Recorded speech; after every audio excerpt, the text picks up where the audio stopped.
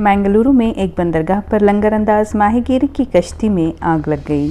हादसा मंगल की सुबह पेश आया जब कश्ती के डीजल टैंक में अचानक आग भड़क उठी और कश्ती में फैल गई।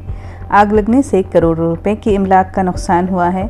इससे पहले कि आग मजीद कश्तियों तक फैल जाती, मकामी माहीगीरों ने फुर्ती दिखाई और जिस कश्ती में आग लगी थी उसे बंदरगाह से दरिया की तरफ ढकेल कर ले जाया गया।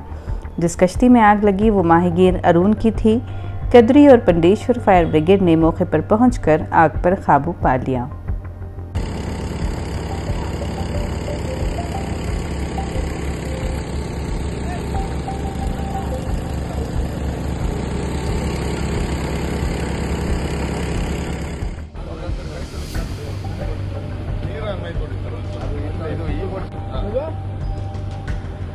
ಇದು